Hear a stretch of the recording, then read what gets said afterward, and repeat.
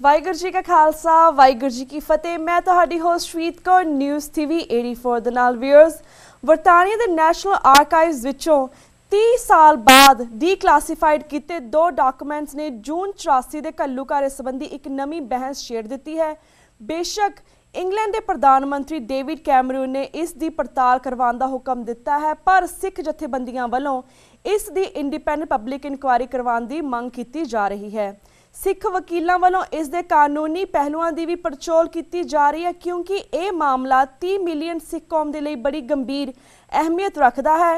इसलिए असी TV 84 news राही दुनिया भर विचले वख-वख शख्सियतां दे विचार जानने की कोशिश कर रहे हैं, ताकि सिख कौम वालों इस मुद्दे ते इकसारता ते ठीक पहुंच अपनाई जाए। इस मुद्दे अते होर अहम मुद्दे संबंधी अज असी 2 अहम शख्सियतां नाल गलबात करन जा रहे हैं। सब तो पहला असी गलबात करते हैं प्रसिद्ध पत्रकार ते लिखारी सरदार जरनैल सिंह जी नाल, जिहड़े कि सिख कौम की आन अते अनक दे प्रतीक हैं। ਉਹ हर पंथक अहमियत वाले मुद्दे विच शामिल हुंदे हन, जिवें कि भाई गुरबख्श सिंह जी दे 44 दिनां वर्थ दौरान भी उन्होंने बहुत ही अहम भूमिका निभाई सी। ते हुण साडे नाल दिल्ली तो फोन लाइन ते जुड़ चुके ने सरदार जरनैल सिंह, जिन्हां नाल असीं अपनी गलबात दा सिलसिला जारी करते हाँ। जी वीर जी, वाहिगुरू जी का खालसा वाहिगुरू जी की फतेह। जी वीर जी, सब तो पहले तुहाडे असीं यही जानना चाहांगे, जिहड़े इंग्लैंड दे डीकलासीफाइड कीते डॉक्यूमेंट्स राहीं इंग्लैंड सरकार दी जून 84 दे घੱਲੂਘਾਰੇ विच भागीदार होने संबंधी तुहाडे की विचार ने? बड़ा मंदभागा है जी, पर यह है कि मार्गरेट थैचर जिहड़ी है ओहदे इंदिरा गांधी नाल संबंध सीगे नेड़ता दे, ते ओहने ओहदी कोई ना कोई माड़ी मोटी हेल्प जरूर कराई है, इहदे च कोई शक नहीं है। हाँ जी, पर गल यह है कि 2 गल्लां विचारनियां पैणगियां कि जे इंग्लैंड सरकार नूं भी हिंदुस्तान की सरकार भरम भुलेखे च पा सकदी सी ते कि बई उत्थे अतवादी ने ते उत्थे ये हालात ने, ते इस तो पता लग सकता कि पूरी दुनिया दे विच अपना प्रोपेगेंडा खड़ा करन दे विच कामयाब रहे।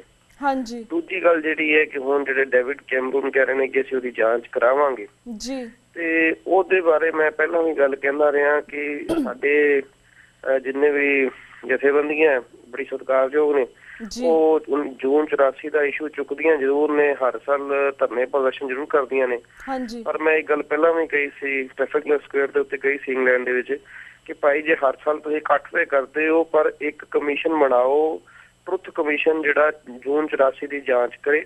ਉਹਦੇ ਵਿੱਚ ਭਾਵੇਂ ਐਮਨੈਸਟੀ ਇੰਟਰਨੈਸ਼ਨਲ ਦੇ ਕੋਈ ਰਿਟਾਇਰਡ ਬੰਦੇ ਲੈ ਲਓ, ਭਾਵੇਂ UN ਦਾ ਕੋਈ ਲੈ ਲਓ, ਕੋਈ ਚੀਫ ਜਸਟਿਸ ਲੈ ਲਓ, ਕੋਈ ਹੋਰ ਜਸਟਿਸ ਲੈ ਲਓ, ਭਾਵੇਂ ਇੰਡੀਆ ਤੋਂ ਵੀ ਲੈ ਲਓ। ਉਹ ਇੱਕ ਕਮਿਸ਼ਨ ਬਣਾ ਕੇ ਤੁਸੀਂ ਸਾਰਿਆਂ ਨੂੰ ਕਾਲ ਕਰੋ ਕਿ ਬਈ ਜੂਨ 84 ਦੇ ਘੱਲੂਘਾਰੇ 'ਚ ਕੀ ਦੇਖਿਆ ਤੇ ਉਹਦੇ ਵਿੱਚ ਕੀ ਹਾਲਾਤ ਹੋਏ, ਜਿਹੜੇ ਉੱਥੇ ਅੰਦਰ ਮੌਜੂਦ ਸਨ ਜਾਂ ਜਿਹੜੇ ਆਸ-ਪਾਸ ਸੀ ਜਾਂ ਜਿਹੜੇ ਉਸ ਵੇਲੇ ਦੇ ਅਫਸਰ ਸੀ, ਜਿਹੜੇ ਉਸ ਵੇਲੇ ਦੇ ਪੁਲਿਸ ਵਾਲੇ ਸੀ, ਉਸ ਵੇਲੇ ਦੇ ਜਿਹੜੇ ਗ੍ਰੰਥੀ ਸੀ, ਰਾਗੀ ਸੀ, ਜੋ ਵੀ ਸੀ, ਇੱਥੋਂ ਤੱਕ ਕਿ ਹਿੰਦੁਸਤਾਨ ਦੀ ਆਰਮੀ ਨੂੰ ਵੀ ਕਿਹਾ ਜਾਏ ਤੁਸੀਂ ਵੀ ਆ ਕੇ ਆਪਣਾ ਪੱਖ ਰੱਖੋ, ਤੇ ਉਸ ਸਾਰੇ ਨੂੰ ਰੱਖ ਕੇ ਇੱਕ ਕਮਿਸ਼ਨ ਬਣਾਇਆ ਜਾਏ, ਉਹ ਸਾਰੇ ਡਾਕੂਮੈਂਟ ਕੀਤਾ ਜਾਏ, ਉਹਦੇ ਵਿੱਚ ਸਾਰਿਆਂ ਦੀ ਗਵਾਹੀਆਂ ਰੱਖੀਆਂ ਜਾਣ। ਉਹ ਜਦੋਂ ਅਸੀਂ ਇੱਕ ਕਮਿਸ਼ਨ ਬਣਾ ਕੇ ਟਰੁੱਥ ਸਾਹਮਣੇ ਲਿਆਵਾਂਗੇ ਕਿ ਬਈ ਉੱਥੇ ਕਿੱਦਾਂ ਨਿਰਦੋਸ਼ ਲੋਕ ਮਾਰੇ ਗਏ, ਕਿੱਦਾਂ ਫੌਜ ਨੇ ਕੋਈ ਚੇਤਾਵਨੀ ਨਹੀਂ ਦਿੱਤੀ, ਕਿੱਦਾਂ ਘੇਰਾ ਪਾ ਲਿਆ, ਕਿੱਦਾਂ ਇੰਨੇ ਹਜ਼ਾਰਾਂ ਲੋਕ ਉਹਦੇ ਇਨੋਸੈਂਟ ਸ਼ਰਧਾਲੂ ਮਾਰੇ ਗਏ, ਉਹ ਸਾਰੀ ਗੱਲ ਸਾਹਮਣੇ ਲਿਆਵਾਂਗੇ। ਫਿਰ ਉਹਦੇ ਸਾਹਮਣੇ ਆਏਗਾ ਕਿ ਉਹ ਕੋਈ ਇਹ ਨਹੀਂ ਕਿ ਉਹ ਜਿਹੜਾ ਅਖੀਰਲਾ ਉਹਨਾਂ ਦਾ ਮਤਲਬ ਵਿਕਲਪ ਰਹਿ ਗਿਆ ਸੀ, ਕੋਈ ਆਪਸ਼ਨ ਸੀ। ਇਹ ਪਹਿਲੇ ਤੋਂ ਇਹਦੀ ਚੱਲ ਰਹੀ ਸੀ ਗੱਲਬਾਤ, ਜਿਵੇਂ ਲੈਫਟੀਨੈਂਟ ਜਨਰਲ ਸਿਨਹਾ ਨੇ ਗੱਲ ਕਹੀ ਹੈ ਕਿ ਇਹ ਤਾਂ ਪਹਿਲਾਂ ਹੀ ਚਕਰਾਤਾ ਦੀ ਪਹਾੜੀਆਂ ਦੇ ਵਿੱਚ 2 ਸਾਲ ਪਹਿਲੇ 1.5 ਸਾਲ ਪਹਿਲੇ ਦੇਹਰਾਦੂਨ ਦੇ ਕੋਲ ਸ਼ੁਰੂ ਹੋ ਗਿਆ ਸੀ ਕੰਮ ਕਿ ਬਈ ਇਹਦੇ ਤੇ ਅਟੈਕ ਕਰਨਾ ਆ। ਤੇ ਇਸ ਤਰ੍ਹਾਂ ਦੀਆਂ ਗੱਲਾਂ ਜਿਵੇਂ ਲੈਫਟੀਨੈਂਟ ਜਨਰਲ ਜਾਮਵਾਲ ਨੇ ਕਿਹਾ ਕਿ ਸਾਨੂੰ ਕਿਹਾ ਗਿਆ ਕਿ ਜਿਹੜੇ ਸਿੱਖ ਮੁੰਡੇ ਅੰਦਰੋਂ ਫੜੇ ਗਏ ਇਹਨਾਂ ਨੂੰ ਗੋਲੀ ਮਾਰ ਦਿਓ, ਤੇ ਉਹਨੇ ਮਨਾ ਕੀਤਾ ਸੀ। ਤੇ ਇਹ ਸਾਰੀਆਂ ਗੱਲਾਂ ਸਾਹਮਣੇ ਲੈ ਕੇ ਆ ਕੇ ਇੱਕ ਡਾਕੂਮੈਂਟ ਜਦ ਤੱਕ ਤੁਹਾਡੇ ਕੋਲ ਆਥੈਂਟਿਕ ਨਹੀਂ ਹੋਏਗਾ, ਉਹ ਆਥੈਂਟਿਕ ਡਾਕੂਮੈਂਟ ਅਸੀਂ ਅੱਜ ਇੰਗਲੈਂਡ ਦੀ ਸਰਕਾਰ ਨੂੰ ਵੀ ਦਿੰਦੇ, ਕਿਉਂਕਿ ਜਾਂਚ ਕਰ ਰਹੀ ਹੈ। ਅਜੇ ਵੀ ਕੋਈ ਜ਼ਰੂਰੀ ਹੈ ਕਿ ਜਦ ਤੱਕ ਜਾਂਚ ਚੱਲਣੀ ਹੈ ਆਪਾਂ ਆਪਣੇ ਲੈਵਲ ਦੇ ਉੱਤੇ ਕੋਈ ਡਾਕੂਮੈਂਟ ਤਿਆਰ ਕਰਕੇ ਆਥੈਂਟਿਕ ਡਾਕੂਮੈਂਟ ਜਿਹੜਾ ਉਹ ਕੈਮਰੂਨ ਸਰਕਾਰ ਨੂੰ ਦਈਏ, ਤੇ ਨਾਲੇ ਕੋਸ਼ਿਸ਼ ਕਰੀਏ ਕਿ ਇਹ ਜਾਂਚ ਜਿਹੜੀ ਇੰਗਲੈਂਡ ਸਰਕਾਰ ਕਰਾਉਣ ਜਾ ਰਹੀ ਹੈ ਉਹ ਸਿਰਫ ਉਹਦਾ ਉਹਨਾਂ ਦੇ ਰੋਲ ਦੇ ਉੱਤੇ ਨਾ ਰਹਿ ਜਾਏ। ਪੂਰੇ ਨਵੰਬਰ ਜਿਹੜਾ ਆਪਣਾ ਜੂਨ 84 ਚ ਹੋਇਆ ਉਹਦੀ ਪੂਰੀ ਇੱਕ ਜਾਂਚ ਹੋ ਜਾਵੇ ਤਾਂ ਚੰਗਾ ਰਹੇਗਾ। ਜੀ ਬਿਲਕੁਲ। ਤੇ ਇਹ ਵੀ ਦੱਸੋ ਜਿਹੜੀਆਂ ਪੰਜਾਬ ਦੀਆਂ ਸਿੱਖ ਸੰਗਤਾਂ ਨੇ ਜਾਂ ਫਿਰ ਦਿੱਲੀ ਸਿੱਖ ਸੰਗਤਾਂ ਨੇ ਉਹ ਇਸ ਬਾਰੇ ਕੀ ਕਰ ਰਹੀਆਂ ਨੇ ਇਸ ਵੇਲੇ ਸ਼ੋਰਟ ਟਰਮ 'ਚ? ਦੇਖੋ ਉਹ ਇੱਕ ਸ਼ੌਕ 'ਚ ਨਹੀਂ ਕਿ ਬਈ ਇਹ ਗੱਲ ਤਾਂ ਸਾਡੀ ਸਾਬਤ ਹੋ ਗਈ ਨਾ ਕਿ ਬਈ ਪਹਿਲਾਂ ਇਹ ਅਸੀਂ ਵਾਰ-ਵਾਰ ਕਹਿੰਦੇ ਸੀ ਕਿ ਇਹ ਪਹਿਲੇ ਤੋਂ ਪ੍ਰੀ ਪਲਾਨਡ ਸੀ। ਹਾਂਜੀ ਇਹ ਇੱਕ ਪ੍ਰੀ ਪਲਾਨ ਤਰੀਕੇ ਨਾਲ ਇਲੈਕਸ਼ਨ ਤੋਂ ਪਹਿਲੇ ਹੋਣਾ ਸੀ। ਜੀ ਤੇ ਬਾਕੀ ਜਿਹੜੀ ਗੱਲ ਹੈਗੀ ਹੈ ਕਿ ਉਹ ਸਭ ਚਾਹੁੰਦੇ ਨੇ ਕਿ ਸੱਚ ਸਾਹਮਣੇ ਆਏ ਤੇ ਉਹ ਸੱਚ ਜਾਂਚ ਹੋ ਕੇ ਸਾਹਮਣੇ ਆ ਸਕਦਾ ਹੈ। ਹਾਂਜੀ ਬਿਲਕੁਲ ਬਿਲकुल। ਤੇ ਵੀ ਜੀ ਹੁਣ ਅਸੀਂ ਸਿਆਸੀ ਹਲਕਿਆਂ ਬਾਰੇ ਵੀ ਤੁਹਾਡੇ ਨਾਲ ਗੱਲਬਾਤ ਕਰਾਂਗੇ ਤੇ ਬਾਕੀ ਸਿੱਖ ਮੁੱਦਿਆਂ ਦੇ ਉੱਪਰ ਵੀ, ਪਰ ਉਸ ਤੋਂ ਪਹਿਲਾਂ ਅਸੀਂ ਇਹ ਜਾਣਨਾ ਚਾਹਾਂਗੇ, ਜਿਸ ਤਰ੍ਹਾਂ ਮੀਡੀਆ ਰਿਪੋਰਟਾਂ ਅਨੁਸਾਰ ਸਾਬਕਾ ਕੇਂਦਰੀ ਮੰਤਰੀ ਸ਼ਸ਼ੀ ਥਰੂਰ ਦੀ ਪਤਨੀ ਸੁਨੰਦਾ ਪੁਸ਼ਕਰ ਦੀ ਲਾਸ਼ ਦਿੱਲੀ ਦੇ ਹੋਟਲ ਵਿੱਚੋਂ ਮਿਲੀ ਹੈ, ਇਸ ਤੇ ਤੁਸੀਂ ਕੋਈ ਟਿੱਪਣੀ ਦੇਣਾ ਚਾਹੋਗੇ? ਨਹੀਂ, ਇਹਦੇ ਤੇ ਕੀ ਟਿੱਪਣੀ ਕਰਨੀ ਹੈ, ਕੋਈ ਉਹਨਾਂ ਦਾ ਨਿੱਜੀ ਮਾਮਲਾ ਆ ਜੀ ਤੇ ਪੋਸਟਮਾਰਟਮ ਦੀ ਰਿਪੋਰਟ ਆ ਜਾਏਗੀ, ਪਤਾ ਲੱਗ ਜਾਏਗਾ ਕਿ ਉਹਨੇ ਸੁਸਾਈਡ ਕੀਤਾ ਜਾਂ ਕਿ ਉਹਦੀ ਡੈਥ ਨੈਚੁਰਲ ਡੈਥ ਆ ਜਾਂ ਕੀ ਹੋਇਆ। ਜੀ ਤੇ ਵੀ ਜੀ ਹੁਣ ਅਸੀਂ ਸਿਆਸੀ ਹਲਕੇ ਬਾਰੇ ਤੁਹਾਡੇ ਨਾਲ ਗੱਲਬਾਤ ਕਰਾਂਗੇ, ਜਿਸ ਤਰ੍ਹਾਂ ਦਿੱਲੀ ਦੇ ਵਿੱਚ ਆਮ ਆਦਮੀ ਪਾਰਟੀ ਦੀ ਸਰਕਾਰ ਬਣ ਰਹੀ ਹੈ, ਹੁਣ ਤੱਕ ਇਸ ਦੀ ਕੀ ਕਾਰਗੁਜ਼ਾਰੀ ਹੈ? ਨਵੰਬਰ 84 ਦੀ ਸਿੱਖ ਨਸਲਕੁਸ਼ੀ ਦੇ ਮਾਮਲੇ ਸੰਬੰਧੀ ਕੀ ਇਹਨਾਂ ਨੇ ਕੋਈ ਪੇਸ਼ਕਦਮੀ ਕੀਤੀ ਹੈ? ਇਸ ਬਾਰੇ ਵੀ ਜਾਣਕਾਰੀ ਦਿਓ। ਦੇਖੋ, ਅਜੇ ਉਹਨਾਂ ਦੀ ਸਰਕਾਰ ਬਣੇ ਨੂੰ 15-20 ਦਿਨ ਹੋਏ, ਇੱਕਦਮ ਨਹੀਂ ਲੈ ਸਕਦੇ ਜੀ। ਤੇ ਦੂਜੀ ਗੱਲ, ਨਵੰਬਰ 84 ਦੇ ਮਸਲੇ 'ਚ ਕਿੰਨਾ ਕੁ ਕਰ ਸਕਦੇ ਹੈ, ਮੈਂ ਇਹਦੇ 'ਚ ਜ਼ਿਆਦਾ ਆਸ ਨਹੀਂ ਰੱਖਦਾ, ਕਿਉਂਕਿ ਨਵੰਬਰ 84 ਦੇ ਇਸ਼ੂ ਦੇ ਵਿੱਚ ਸਿੱਧੇ ਤੌਰ ਤੇ ਦੋਸ਼ੀ ਹੈਗੀ ਹੈ ਦਿੱਲੀ ਪੁਲਿਸ। ਤੇ ਦਿੱਲੀ ਪੁਲਿਸ ਨੇ ਹੀ ਕੇਸ ਚਲਾਉਣੇ ਸੀ, ਉਹਨੇ ਹੀ ਕੇਸ ਖਰਾਬ ਕੀਤੇ, ਉਹਨੇ ਹੀ ਗਵਾਹ ਖੜੇ ਕਰਨੇ ਸੀ ਤੇ ਉਹਦਾ ਹੀ ਰੋਲ ਸੀ ਉਦੋਂ ਮੇਨ।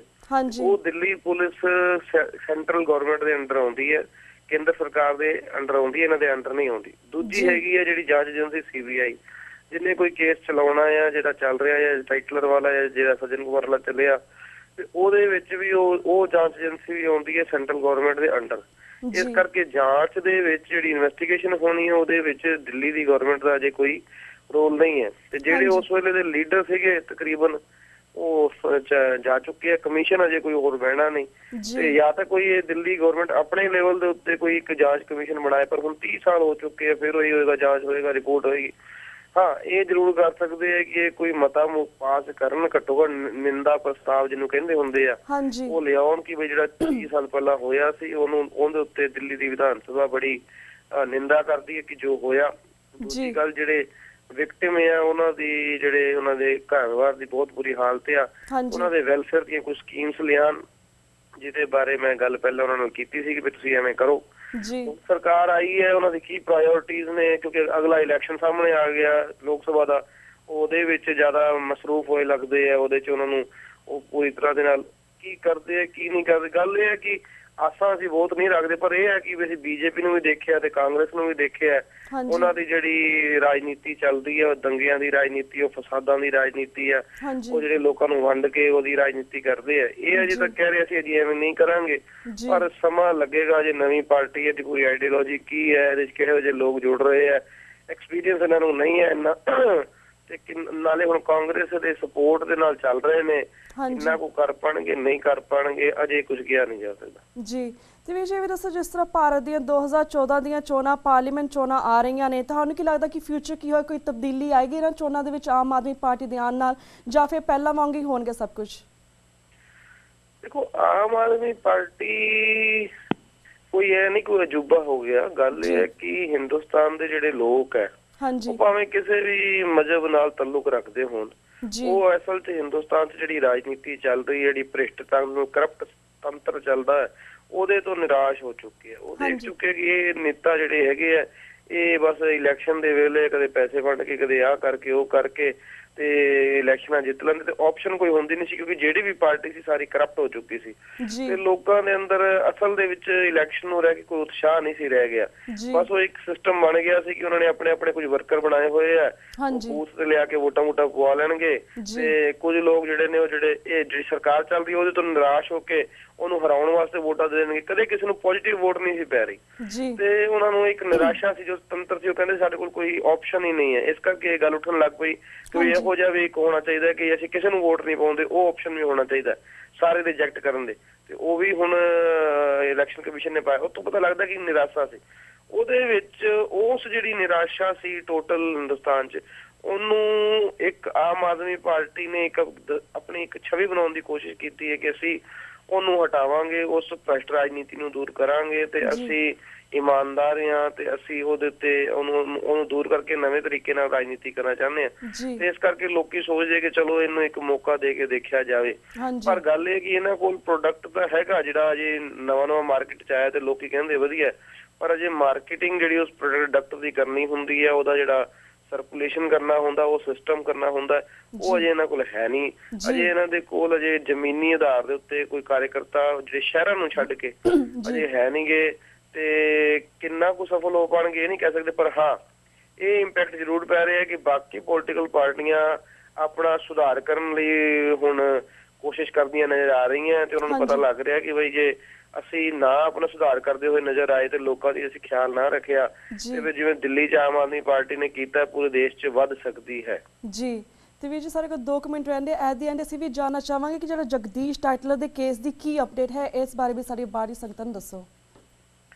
ਦੇਖੋ ਜਗਦੀਸ਼ ਟਾਈਟਲਰ ਦਾ ਜਿਹੜਾ ਕੇਸ ਹੈਗਾ, ਉਸ ਕੇਸ ਦੇ ਵਿੱਚ ਆਪਣਾ ਉਹ ਜਿਹੜੇ ਸੁਰਿੰਦਰ ਸਿੰਘ ਗ੍ਰੰਥੀ ਤੋਂ ਚਲਾ ਗਿਆ ਜਿਹੜਾ ਗਵਾਹ ਸੀ, ਉਸ ਤੋਂ ਬਾਅਦ ਲਖਵਿੰਦਰ ਕੌਰ ਗਵਾਹ ਬਣੀ ਹੈ ਜਿਹੜੀ ਬਾਦਲ ਸਿੰਘ ਦੀ ਵਾਈਫ ਸੀ, ਜਿਹੜੀ ਬਾਦਲ ਸਿੰਘ ਸੇਵਾਦਾਰ ਮਾਰਿਆ ਗਿਆ ਸੀ, ਤੇ ਉਹ ਕੇਸ ਨੂੰ ਦੁਬਾਰਾ ਦਾਖਲ ਕੀਤਾ ਗਿਆ ਸੀ ਤੇ ਸੀਬੀਆਈ ਵੱਲੋਂ ਕੀਤਾ ਗਿਆ ਹੈ। ਤੇ ਮਤਲਬ ਸੀਬੀਆਈ ਨੇ ਅਜੇ ਨਹੀਂ ਕੀਤਾ ਤੇ ਸੀਬੀਆਈ ਪਹਿਲੇ ਕਹਿੰਦੀ ਸੀ ਇਹ ਕੇਸ ਨਹੀਂ ਚੱਲ ਸਕਦਾ ਕਿਉਂਕਿ ਇਹਦੇ 'ਚ ਦਮ ਨਹੀਂ ਹੈ, ਪਰ ਉਹ ਕੋਰਟ ਤੋਂ ਅਸੀਂ ਐਕਸੈਪਟ ਕਰਾ ਲਿਆ। ਕੋਰਟ ਕਹਿੰਦਾ ਜਾਂਚ ਹੋਣੀ ਚਾਹੀਦੀ ਹੈ ਤੇ ਜਿਹੜੇ ਵਿੱਚ ਉਹਦੇ 'ਚ ਚੰਚਲ ਸਿੰਘ ਵਗੈਰਾ ਕੁਝ ਹੋਰ ਗਵਾਹ ਨੇ ਉਹਨਾਂ ਨੂੰ ਪਤਾ ਕੀਤਾ ਜਾਏ। ਪਰ ਅਫਸੋਸ ਇਹ ਹੈ ਕਿ ਸ਼ਾਇਦ ਤੁਹਾਡੇ ਅਮਰੀਕਾ 'ਚ ਹੀ ਰਹਿੰਦੇ ਨੇ ਕੁਝ ਗਵਾਹ ਜਿਹੜੇ ਟਾਈਟਲਰ ਦੇ ਖਿਲਾਫ ਨੇ, ਪਰ ਉਹ ਸਾਹਮਣੇ ਨਹੀਂ ਆ ਰਹੇ।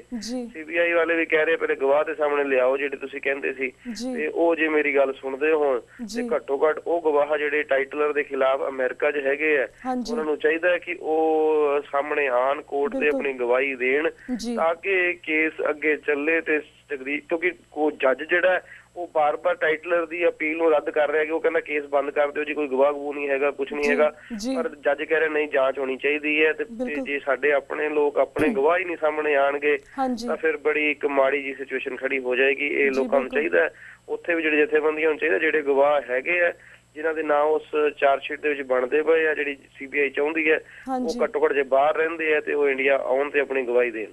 ਜੀ ਬਿਲਕੁਲ ਵੀਰ ਜੀ, ਬਿਲਕੁਲ ਵੀਰ ਜੀ। ਵੀਰ ਜੀ ਸਾਡਾ ਹੁਣ ਵਕਤ ਬ੍ਰੇਕ ਵੱਲ ਜਾ ਰਿਹਾ, ਤੁਹਾਡਾ ਬਹੁਤ ਬਹੁਤ ਸ਼ੁਕਰੀਆ ਕਿ ਤੁਸੀਂ ਸਾਡੇ ਸਾਰੇ ਸਵਾਲਾਂ ਦੇ ਜਵਾਬ ਬੜੇ ਵੇਰਵੇ ਦੇ ਨਾਲ ਦਿੱਤੇ ਤੇ ਸਾਡੇ ਬੜੇ ਵੇਰਵੇ ਦੇ ਨਾਲ ਦਿੱਤੇ ਤੇ ਮੈਂ ਤੁਹਾਡੇ ਕੋਲ ਇੱਥੇ ਹੀ ਇਜਾਜ਼ਤ ਲੈਂਦੀ ਹਾਂ। ਵਾਹਿਗੁਰੂ ਜੀ ਕਾ ਖਾਲਸਾ, ਵਾਹਿਗੁਰੂ ਜੀ ਕੀ ਫਤਿਹ। ਤੇ ਵੀਰਸ ਵਕਤ ਹੋ ਗਿਆ ਇੱਕ ਛੋਟੇ ਜਿਹੇ ਬ੍ਰੇਕ ਦਾ। ਕੀਪ ਵਾਚਿੰਗ ਨਿਊਜ਼ TV 84 ਦੇ ਨਾਲ। we'll be right back after a short break.